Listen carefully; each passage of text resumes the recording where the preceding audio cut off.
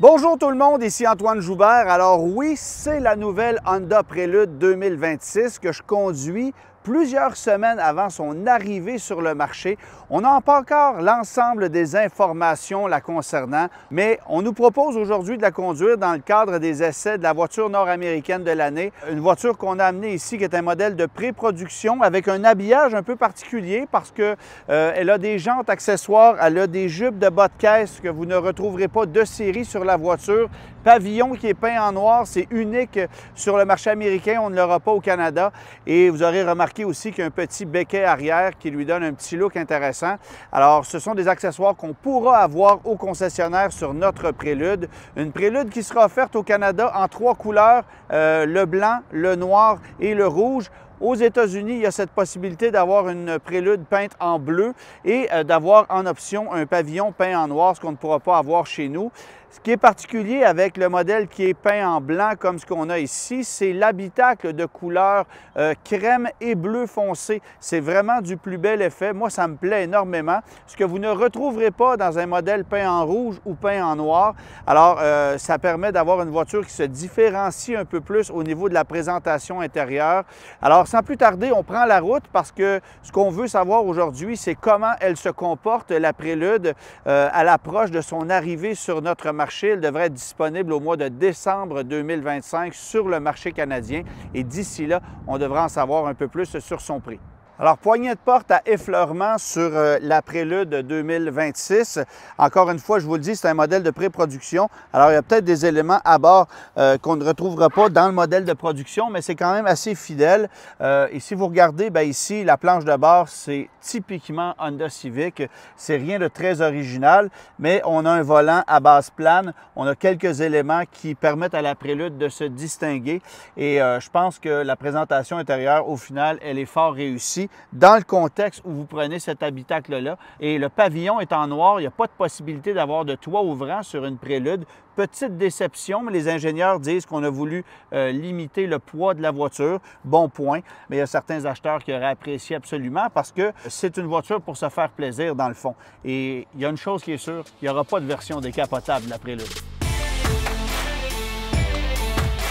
Installé à bord, position de conduite qui est vraiment géniale. J'en avais déjà fait mention lorsque j'avais présenté la voiture de façon statique, mais là aujourd'hui, d'être installé au volant de la voiture que je vais conduire, c'est là que je constate que vraiment on a bien étudié ça pour avoir une super visibilité, une position de conduite qui est digne d'une sportive.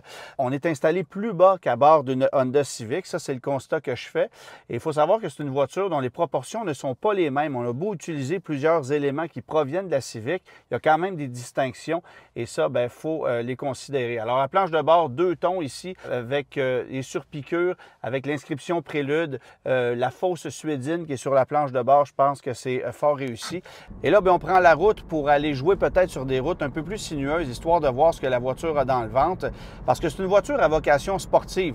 On ne s'attend pas à une force d'accélération super impressionnante, mais il y a des modes de conduite sur cette voiture-là et les ingénieurs d'Honda ont travaillé pour qu'il y ait des différences significatives d'un mode à l'autre. D'emblée, je dois vous dire que la voiture est en mode GT, en mode Grand Touring, ce qui est un équilibre au niveau des éléments de suspension, de direction pour avoir un certain confort et un niveau de plaisir au volant qui est quand même intéressant. Il y a cette possibilité de placer la voiture en mode confort, où là, vous allez avoir une suspension qui s'assouplit, une direction qui est plus large, qui est surassistée et qui va faire en sorte que vous allez avoir encore plus de confort, mais un petit peu moins de sentiment d'être connecté avec la route. Alors, je pense que le mode Grand Touring, c'est celui que vous allez utiliser au quotidien.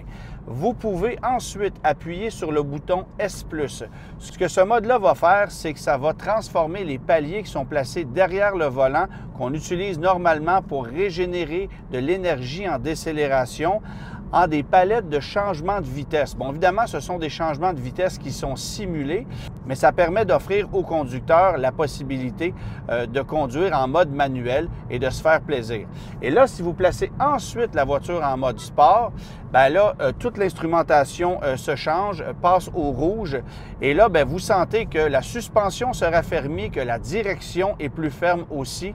Et la sonorité mécanique n'est pas la même. C'est une sonorité mécanique qui est simulée, mais qui est franchement intéressante à l'audible. Et là, bien, je rétrograde manuellement avec la voiture. C'est intéressant parce qu'il y a une super sonorité mécanique typiquement Honda. Les ingénieurs ont vraiment bien travaillé à ce niveau-là parce que tu as vraiment l'impression d'être à bord d'une voiture manuelle et tu n'as aucunement l'impression d'être dans une hybride. C'est vraiment fascinant comment on a travaillé pour faire oublier aux gens que c'est une hybride, ce qui ne veut pas dire que vous allez consommer plus. Et ça, c'est la grande beauté de la chose. Ça va demeurer une voiture qui va rouler autour du 5 litres au 100, peut-être à 5,5 litres si vous la poussez un peu. En accélération, c'est vraiment amusant. Alors là, je ne touche pas au palier de changement de vitesse.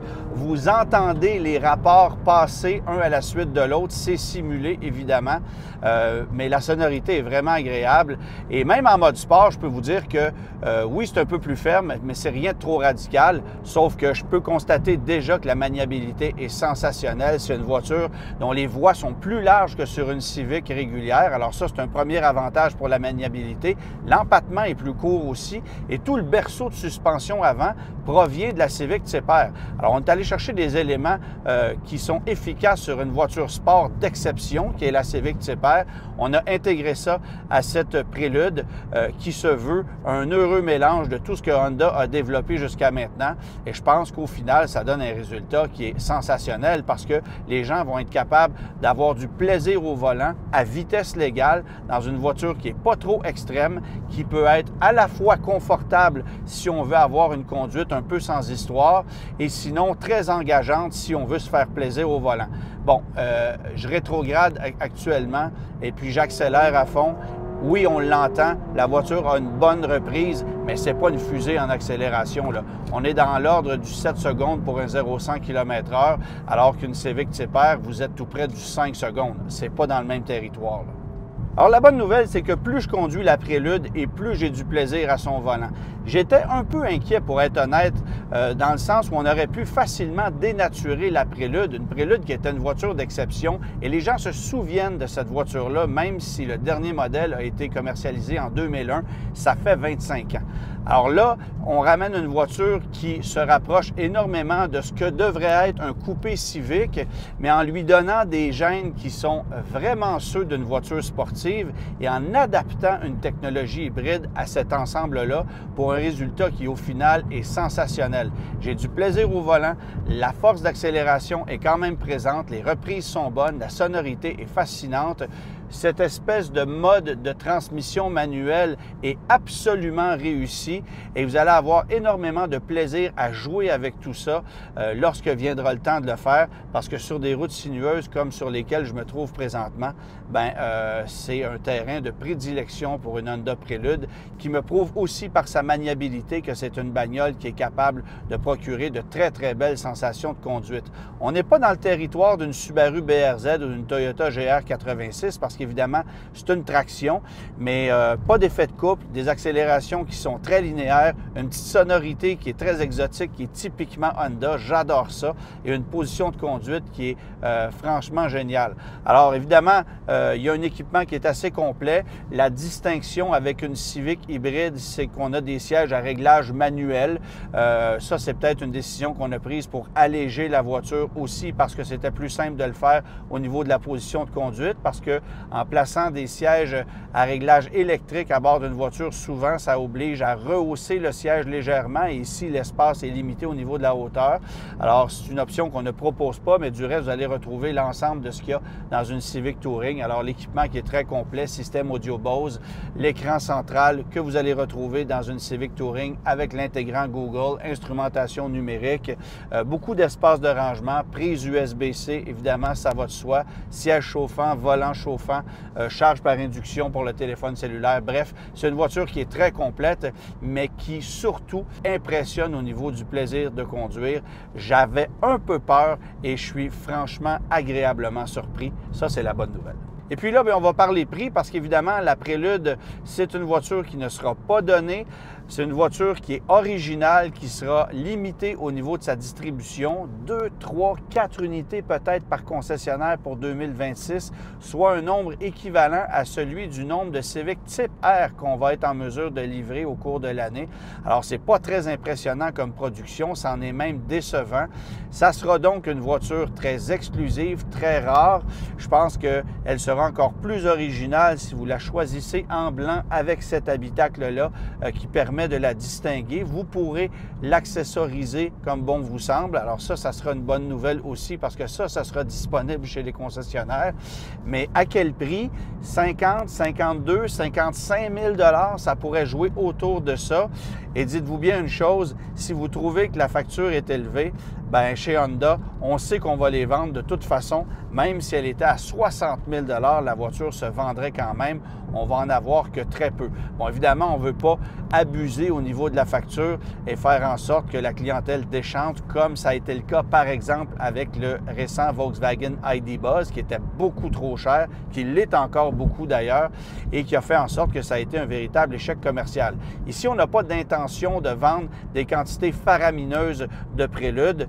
Évidemment, le volume n'est pas l'élément le plus important avec la Prélude. C'est surtout un produit d'image de marque et un produit qui va permettre à Honda de savoir si la clientèle apprécie ce genre de technologie pour ensuite l'offrir sur d'autres produits. Par exemple, la future Civic SI qui pourrait recevoir une technologie similaire à ce qu'on a ici avec la Prélude. Ça serait totalement logique d'offrir une technologie comme celle-là dans la prochaine Civic SI parce qu'on sait que les jours de la boîte manuelle sont comptés et les jours du moteur 1,5 litres turbo sont comptés également. Ce n'est pas une mécanique qui a fait l'unanimité et je peux vous dire qu'à choisir entre la mécanique de la Honda Civic SI et ce qu'on retrouve ici, motorisation hybride qui roule à 5 litres 2 au 100, bien, je me pose absolument pas de questions. Autant pour le plaisir de conduire que pour le rendement de la mécanique. C'est vrai que j'apprécie la manuelle dans la Civic SI, ça c'est clair, mais il faut s'y faire, c'est appelé à disparaître